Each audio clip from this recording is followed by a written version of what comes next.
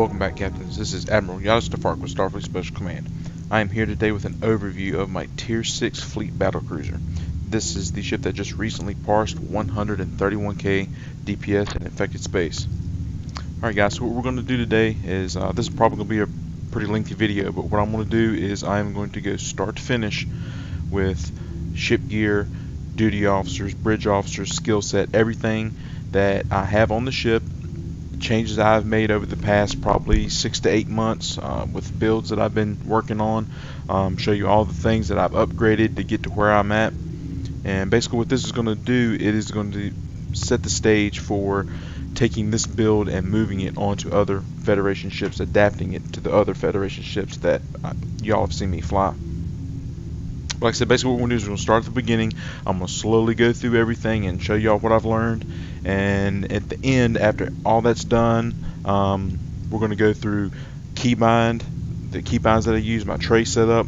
I'm going to pull the Parse in. We're going to look at the Parse. And that should wrap up the video. So let's go ahead and get started.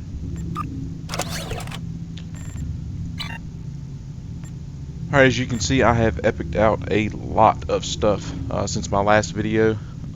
Don't even want to go into how expensive all of this was to do. But we're going to start off. I'm running a set of epiced phaser beam arrays, Mark 14 accuracy damage times 3 pins.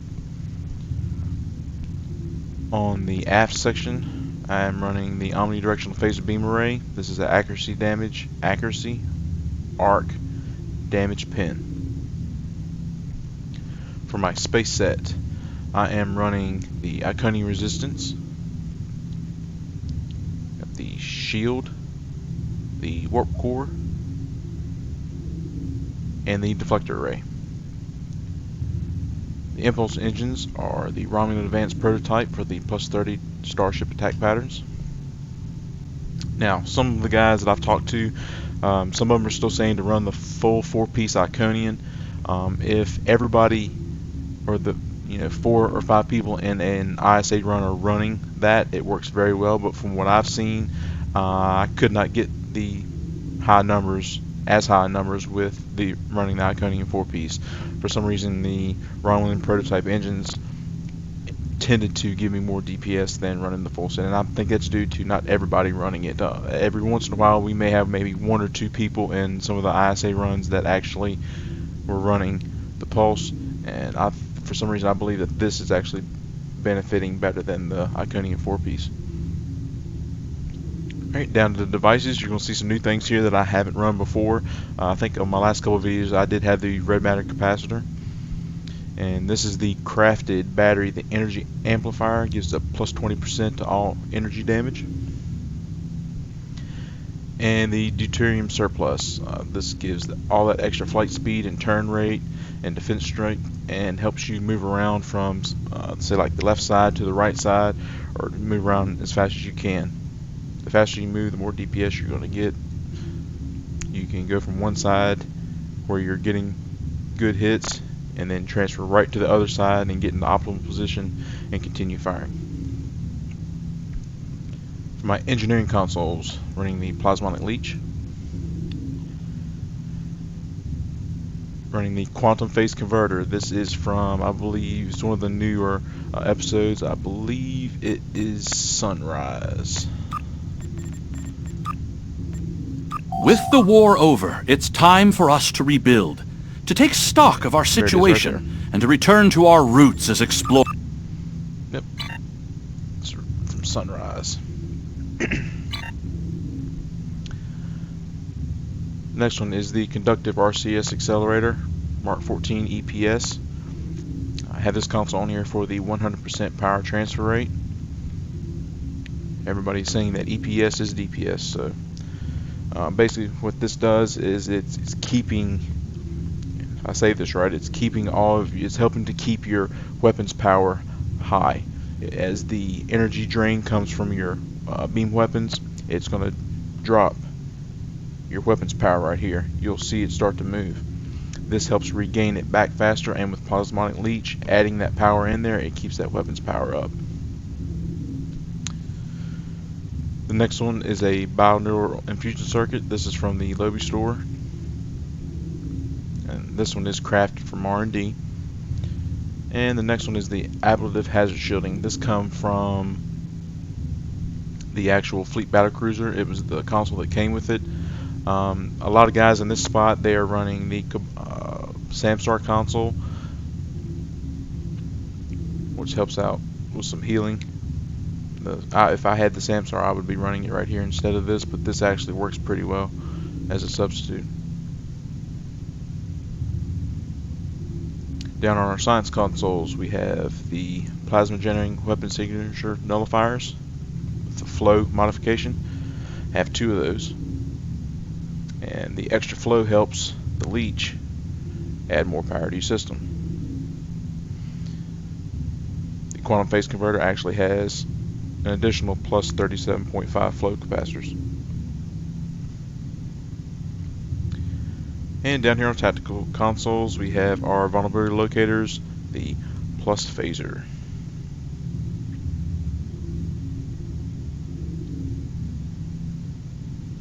Alright guys, from here, let's go ahead and go to the bridge officer stations. This is a Lieutenant Commander Universal. I am running a Beamfire at Will 3, Attack Pattern Beta 1, and Beamfire at Will 1.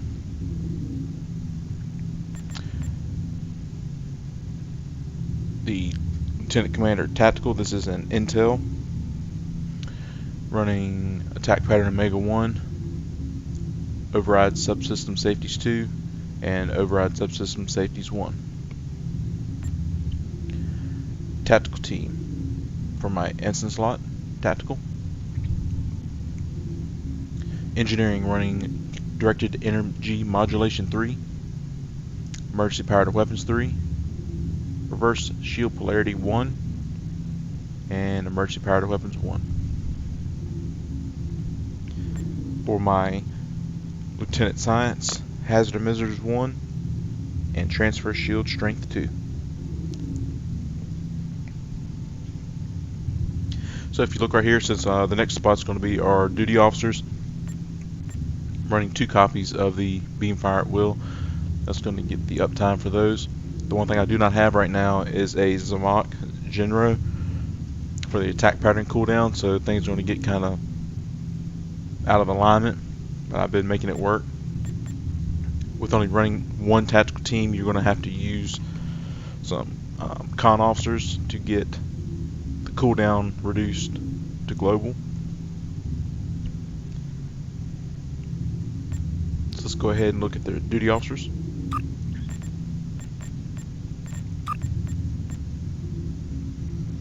Alright, for our active space, here's the 2 con officers. For our attack pattern cooldowns, next I have a warp core engineer. This chance to temporarily improving your ship's power on the use of emergency power abilities. That is the emergency powered weapons 1 and 3. Have a Marion Francis Delmer. Reduces weapon subsystem energy drain while using directed energy modulation. As you can kind of see where all this build is going, anything that reduces energy drain adds more power. That's what we need. Next one's going to be a fabrication engineer that increases the duration of reverse shield polarity. And then an exocomp. A lot of guys right here will be running that warfare specialist Dallarine. I'll stick the exocomp in there. Really don't have anything else I can go in that spot at this time. Exocomp actually does a lot of everything. Let's see, weapons battery increases damage by 10%. The red matter capacitor increases all power by 5 for 19.9 seconds.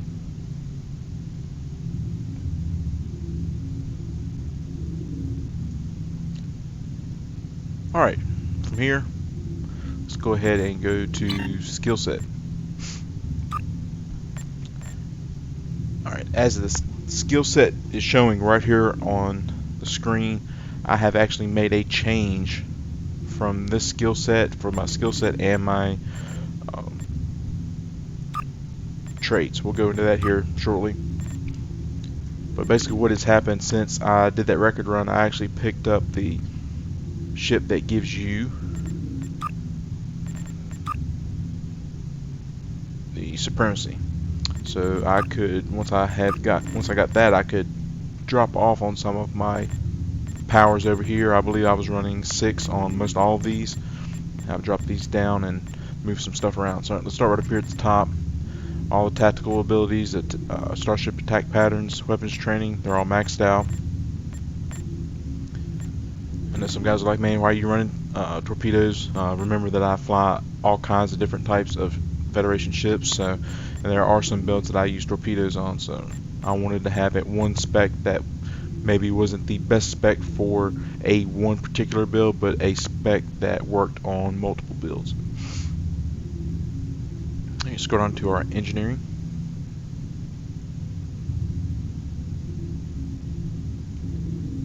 And onto our science and operation. And down here for the ground.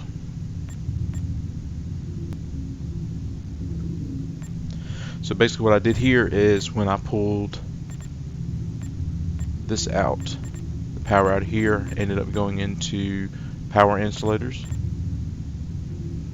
and I put it in the particle generators. As I'm starting to play with some more science type builds and some science ships, the part gen is actually going to help out a lot. As you can also see that those are the things that improves the exotic damage. Feedback pulse being a big one. Gravity well. Some things a lot of people are using.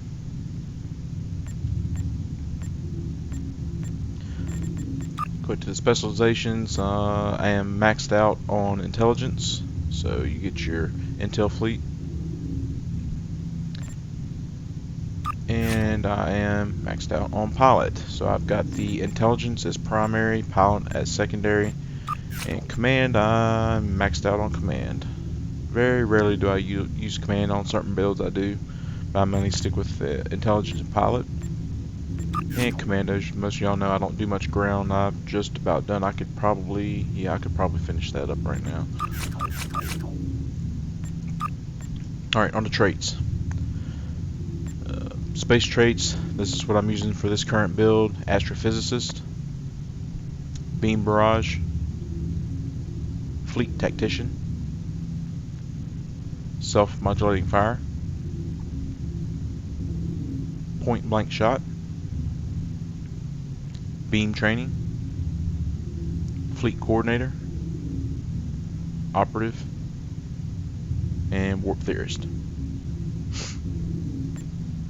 Under Starship Traits, running All Hands on Deck from the Presidio,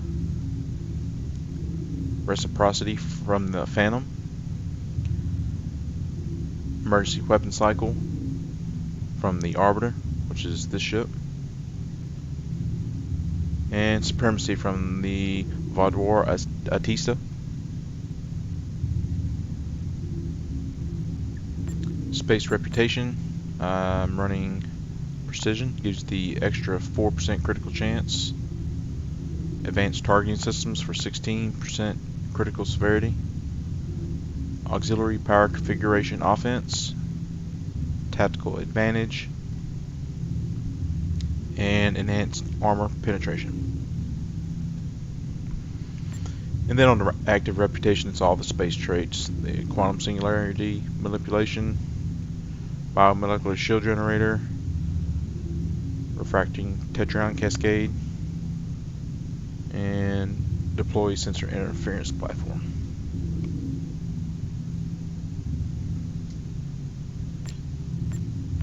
And go ahead to the reputation. Really not much to see here. I am maxed out on everything, so I have everything available.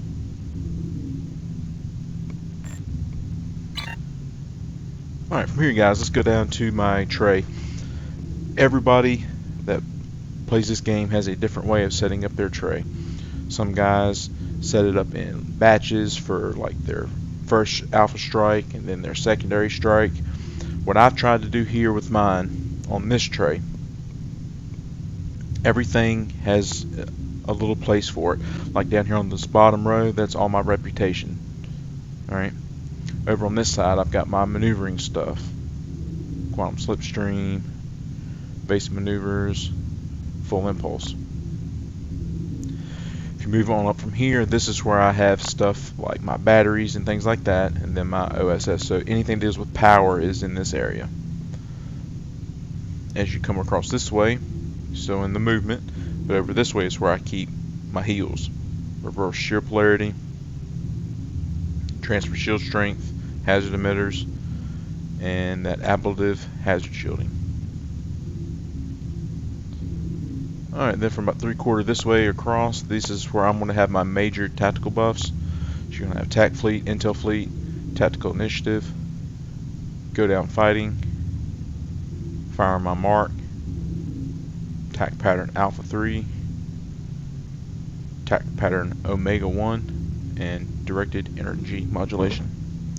So basically what happens is, as I am in an ISA and I come up on the left side first, if that's the side that we're hitting first, as everything comes in, everything right here is going to get activated. Most of the time after the first cube, Go Down Fighting is going to be open, ready to be used, so I'll hit Go Down Fighting, and as I'm going across, I'm starting to click these right here. A lot of times, depending on the speed of the run, I can usually get a Fire My Mark off on the left side, and then I have it available again to use on the TAC cube at the end.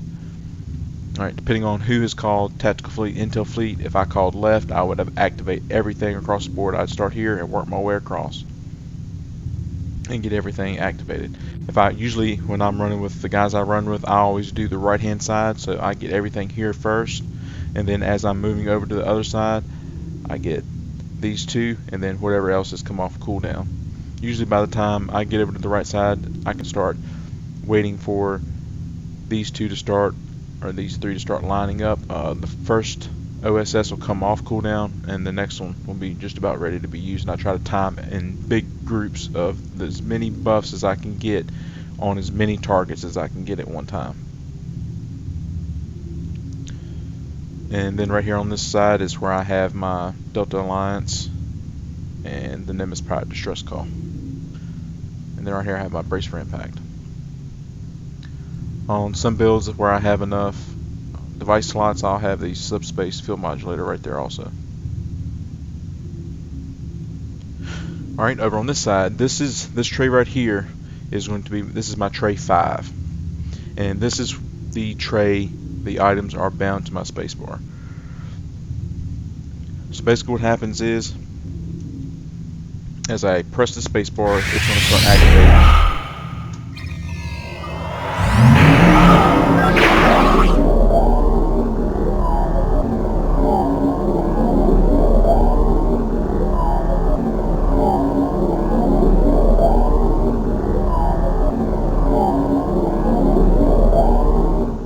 So as I press the spacebar, everything activates as it goes down. Now here in a minute I'm going to talk about the actual keybind itself. Everybody knows that if you have fire all weapons or fire cannons, fire all beams, fire all torpedoes, if you have that on your spacebar keybind, it is going to interrupt your firing cycle of your beams. So if I was in combat right now and we were flying around, you could sit here and watch the cooldown, and every time you would hit that spacebar, it would reset that timer. That interrupts your firing cycle. So what I try to do is, the only time I'm pressing the spacebar is when I am either resetting the firing cycle or I am activating an ability. That's the only way I can mitigate it. It's just the way I play and the way my brain works. I can't sit there and micromanage everything. It's just I can't do it as a person. So this is the way that I've come up with that allows me to concentrate on my piloting and activating my major buffs here, to where I don't have to worry about this stuff over here. I can just go ahead and do what I got to do. Also on this, I have my fleet support. I stick that there because if it's over here, 9 times out of 10 I'm worried about piloting and getting from point A to point B. I forget about it, and as I'll show in the Parse, that can make anywhere between 6 to 12k DPS depending on where it's activated. And most of the time, if you're running affected space, you hit that first the first cube, get your go down fighting, and it's going to activate right there. And if it dumps it right there in front of that gate, spheres keep coming in, the attack cube comes in, everything's right there in front of it. It gives it plenty of stuff to shoot. So let's bring in my keybind. Alright, so what I'm going to do in the description on the video, I'm going to give a Dropbox link for my actual keybind. So let's get this opened up. So here we are in the Keybind. This is the Federation Emergency Services STO Keybind tool. And here's my keybind. I've got it, the one of them set on the space bar. See, I've got fire all cannons and beams, execute tray 6, and execute tray 5. So this is the, let me look through here real quick. This is the old one I have, so let's go ahead and open a new one.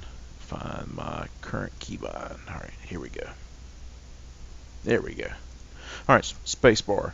So when I activate the space bar, it is going to fire all cannons and beams, and then it is going to execute full tray 5. Tray 5 is over here on the side. That's what I want to keep in rotation. Alright, now if I'm running a ship that has torpedoes, I will come over here and I will set the auto fire to off, so it'll look like this. It'll be dark instead of green. So go back in here again. So what I've done is to fire my torpedoes, I put it on a shift spacebar. So basically what I'm doing is, as I'm pressing spacebar, and I would have my torpedo spreads over here. As I come in to where I want to send a torpedo spread, like to a group of spheres that I would like to destroy, I'm watching my timer and my cooldown here. When everything comes together, all I have to do is press and hold shift and hit space bar, and it will fire the torpedoes to where I need them to. Another thing I've added on here is the combat log start and combat log stop.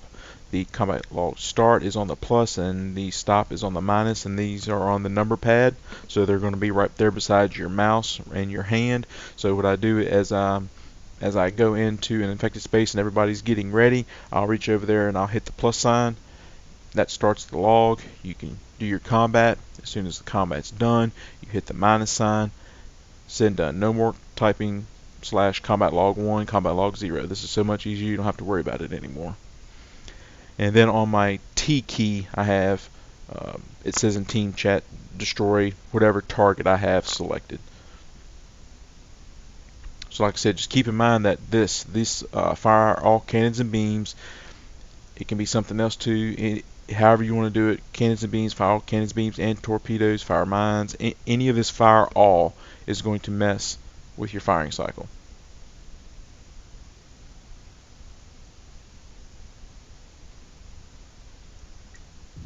Alright, let's get out of that. Alright guys, so what I'm going to do now, I'm going to pull the parse in. We're going to take a look at that really quick and show you what each item did. So here's the parse. This is done through Star Trek Alliance, the combat meter. Here I am at 131k. So we can go up here and I'll pull in the combat analysis. Alright, Beamfire Wheel 3 did 59k DPS. Phaser Array, which is just the standard phaser array, no special attack, is 24k. Plasma Explosions, 24k DPS from Plasma Explosions. That is really high, on the high side for having two consoles. Most of the time I see anywhere between probably 8 to 10. So right there we're pushing right at 12, a little over 12 per console. So most of the time this is normally probably about 16 to 20k. So I've got an extra like about 4k right there. But that is on the high side. Okay, here's your pets. You're looking at almost 13k DPS just from the pets, and the only thing I activated in this run was my fleet support, and I just happened to drop it at the perfect spot where it had plenty of stuff to fire at. Most of the time, I believe on that run it was somewhere right around the gate. Fire at will 1 is going to be 4.2k. You got another the Omni array 3.3. Directed energy modulation 2.3. That's about average for me. Some people report they can get upwards about 3-4k out of it. I usually average somewhere in the 2s, depending on the run and how many times I can activate it. And then you have the refracting tetraionic cascade.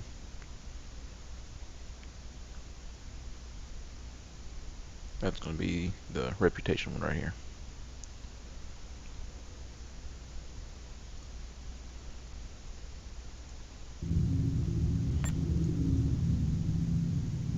Alright guys, there is the Fleet Arbiter Battlecruiser.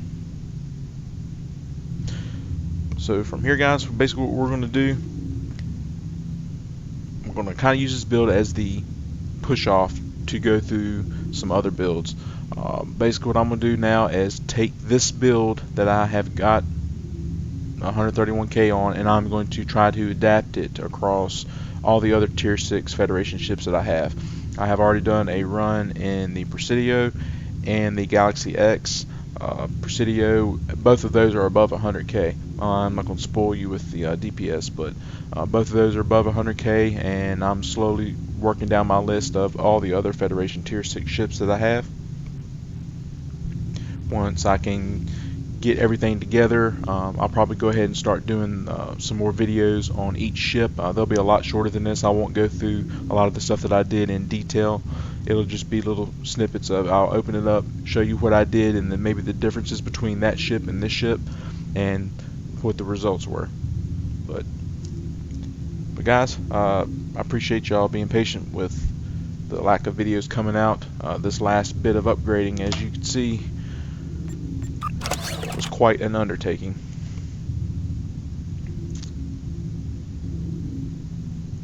But if y'all have any questions, concerns, comments, suggestions, just shoot me an email in game, yadastafart, or drop a comment on the video.